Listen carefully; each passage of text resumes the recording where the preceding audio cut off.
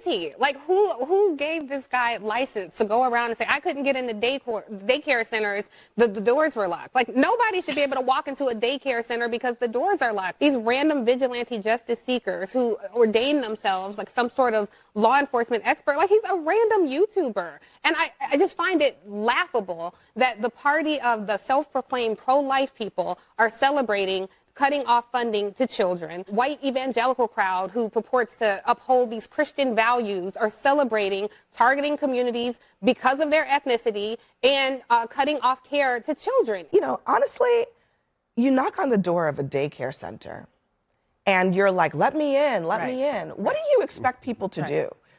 You know, in some of those cases, there were children in there. What do you want people to do in that situation? Open the door and say, come on in, when they know that the Somali community is under attack, is being threatened every single day? Did you come during their normal operating hours when you came to visit? I came at 11 a.m., I believe, and I also came the following day later in the day. The point of it is not whether or not I came at the right time of their operation hours. The point is that blacked out doors, they can't give you any information. You call that number, no one answers. There should be a way for somebody to actually be able to call that number and somebody be able to answer. These aren't real businesses. But surely you don't think a daycare should just be unlocked. You shouldn't be able to just walk into a daycare. There shouldn't be a reception. No, every daycare is locked. You bring up a fair point. Then why can't they actually give me information how to enroll a child? But, you know, in the homeless shelters I run, we have daycare centers. If someone just showed up at the door banging to say, I want to, you know, bring a child there, we would not let them in. We don't let people who are unauthorized come in to daycare centers. Right. As a parent of a 3-year-old in daycare, I can tell you the doors should be locked. Yeah. Okay, you got to lock the doors. I pay thousands of dollars. I can't get into that daycare center. If I go up, it's locked. Okay, and I actually have a reason to be there. And by the way, they're definitely locked when the school's not on. And the guy went there before the school opened, and then he's like, how come they won't let me into the school? It wasn't even open. Minnesota officials say that each of the facilities that he visited had been visited at least once in the last 6 months, and so far they found no evidence of fraud.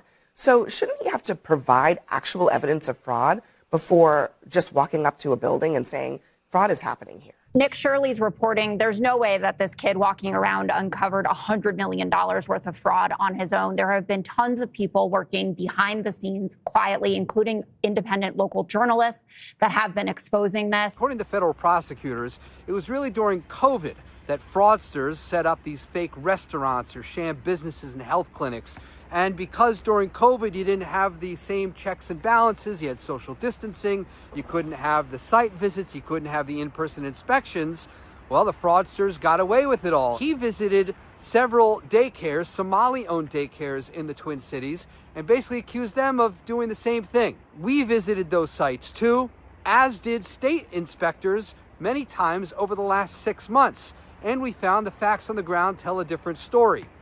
Those daycares, many of them were written up for safety violations, but that's not the same as being fraudulent.